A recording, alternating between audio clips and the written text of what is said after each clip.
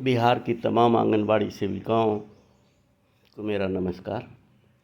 विगत कुछ दिनों से आंगनबाड़ी सेविकाओं के साथ जिस तरह के व्यवहार किए जा रहे हैं सरकारी स्तर पर, कार्यालय स्तर पर, सरकार के स्तर पर, वे सारे काफ़ी असहनीय हो चुके हैं।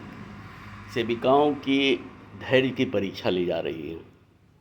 इतनी धमकियां, इतने दबाव एक अल्पकालिक मजदूर के लिए। कहने को हम अल्पकालिक मजदूर हैं, लेकिन कार्य हमारे 24 घंटे लिया जा रहा है हमसे, रात्रि में, दिन में, जब कभी हो। नित नए फरमान से हम परेशान हैं और सेविक जितने कार्यालय से लेकर पदाधिकारी तक सेविकाओं के दोहन में लगे हुए हैं। चाहे दोहन उसकी मानसिक स्तर पर हो, आर्थिक स्तर पर हो, लेकिन सेविकाएं पीस रही हैं। अभी ताज़ा मामला FRS का आया है, जिसमें सेविकाओं के चयन मुक्ति के परिपत्र भी जारी होने लगे। अब यहाँ इतनी तकनीकी समस्याएं हैं जिसका समाधान सेविका के बस में नहीं है। आप किसी को युद्ध के मैदान में उतार देते हैं और उसके पास अस्त्र शस्त्र न दें तो आप समझ सकते हैं कि उसका हश्र क्या होगा। सेविकाओं को कहा जा रहा है कि आप FRS कीजिए, लेकिन सेविकाओं के पास मोबाइल नहीं है, उच्च क्वालिटी की मोबाइल नहीं है, वहाँ पर नेटवर्किंग की सुविधा नहीं है। तो फिर आधे अधूरे सामान के साथ आप पूर्णकालिक रूप से आप ये चाहते हैं, डिजिटल कार्य यदि कराना चाहते हैं सेविकाओं से, तो उसके लिए उसके पूरी संसाधन उसको देना ज़रूरी है। क्या सेविकाओं को उच्च स्तर की मोबाइल की उपलब्धता सरकार नहीं करा सकती है? फिर कार्य क्यों उच्च स्तर का लेना चाहती है?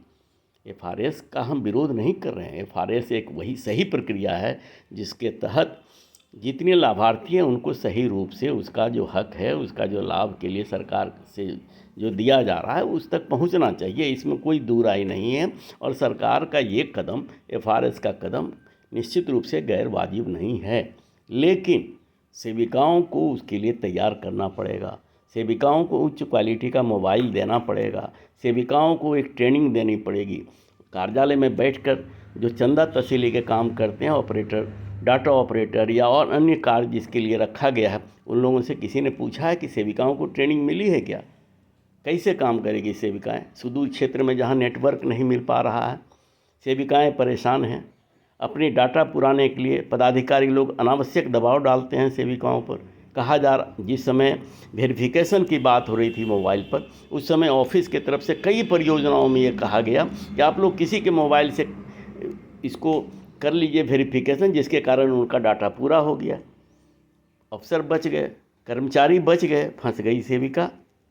आप ये कल्पना कीजिए कि यदि कोई सेविका किसी मोबाइल से वेरिफिकेशन कर रही है, तो आप घर के हर व्यक्ति के पास मोबाइल होना संभव है क्या? यदि उस लाभार्थी, जिस गरीब परिवार की हम परिकल्पना करते हैं, जिस गरीब परिवार को लाभ दिया जा रहा है, आंगनबाड़ी सेविका का पोषाहार दिया जा रहा है, कि इतनी सामर्थ्यवान है क्या कि वो मोबाइल रखे? घर में 1 या 2 मोबाइल होते हैं। उसके काम करने वाले लोग बाहर चले जाते हैं या खेतों में, खलिहानों में, अन्य कार्यों से बाहर रहते हैं। यह कैसे संभव है कि उन मोबाइल पर OTP के द्वारा आप पोषाहार का वितरण करवा पाएंगे? क्या यह प्रक्रिया गलत नहीं है? क्या सेविकाओं को उच्च क्वालिटी के मोबाइल की ज़रूरत नहीं है? आप सेविकाओं को उच्च क्वालिटी का मोबाइल नहीं दे रहे हैं, उसको उचित प्रशिक्षण नहीं दिया जा रहा है, लेकिन आपको कार्य का यदि नहीं पूरा हो रहा है, सरकार से दबाव आता है, आप सेविकाओं को सिर्फ चयन मुक्ति की तलवार लटका देते हैं और धमकी देते हैं कि हम चयन मुक्ति कर देते हैं। कहीं कहीं आदेश भी निकलना शुरू हो गया। ये सेविकाओं के साथ घोर अन्याय है।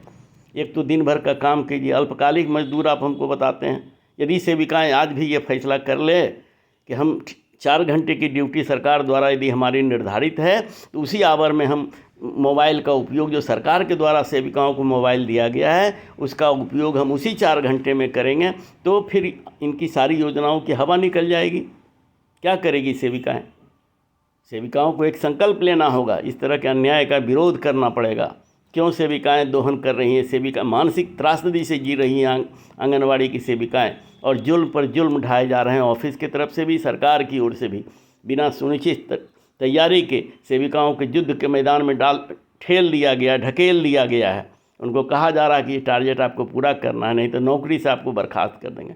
ये है सेविकाओं की दयनीय स्थिति। कौन बोलेगा इस पर? कई संगठन ऐसे हैं, बड़े बड़े संगठन कहलाते हैं, राजनीतिक दल से प्रेरित होते हैं, क्या बिहार के सारे संगठनों को इस मुद्दे पर एक साथ आवाज़ नहीं उठानी चाहिए? क्यों नहीं ऐसा हो सकता है? सेविकाओं को सबसे पहली मांग तो है कि जितने तरह के आप कार्य लेना चाहते हैं सेविकाओं से डिजिटली, उसके लिए आवश्यक संसाधन मुहैया कराना सरकार की जिम्मेदारी है और उसको प्रशिक्षण दिलाना भी सरकार की जिम्मेदारी है।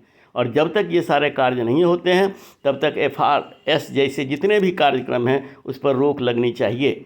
सरकार पहले संसाधन तो मुहैया कराए। सेविका काम करने के लिए तैयार है, सेविका क्यों नहीं काम करेगी? उसका यदि उसको मानदेय मिलता है जो इस महंगे के दौर में कुछ भी नहीं है।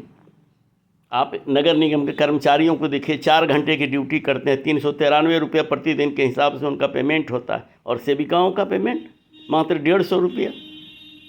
150 रुपया पर सेविकाएँ काम करती है। आप उससे 8 घंटे 16 घंटे काम करवाना चाहते हैं सेविकाओं से। यह कहाँ का न्याय है? क्या सेविकाएँ को अपना जीवन जीने का हक नहीं है? मूलभूत सुविधाओं का हक नहीं है? क्या सेविकाओं को भी उचित पारिश्रमिक की आवश्यकता नहीं है? आप कर्मचारी नहीं मानते हो लेकिन उसके चुनाव लड़ने पर रोक लगा देते हो। कितनी विचित्र बात है। चुनाव आप नहीं लड़ सकते हैं लेकिन आप कर्मचारी भी नहीं हैं। वाह रे वाह सरकार, आप इसको कर्मचारी का दर्जा भी देना नहीं चाहते हो। 8 घंटे से ज़्यादा का ड्यूटी लेते हो, रोज़ ऑफिसों में बुलाओगे, कोई भत्ता नहीं मिलता है, ट्रेवलिंग भत्ता नहीं मिलता है, आकस्मिक भत्ता नहीं मिलता है और सेविकाओं के साथ घोर अन्याय। ऊपर से इतनी दबाव कि आपका चयन मुक्ति कर देंगे। एक बार चयन मुक्ति का आदेश देकर भी सरकार ने सबको डराया, बरगलाया और आज फिर वही धंधा शुरू कर दिया गया है सरकार की ओर से। क्या चाहती है सरकार? यदि आज बिहार की सारी सेविकाएं एक संकल्प लेने के लिए तैयार हो जाए, सारी समस्या का हल हो जाएगा। सरकार जितने सेविकाओं को मोबाइल उपलब्ध किया गया है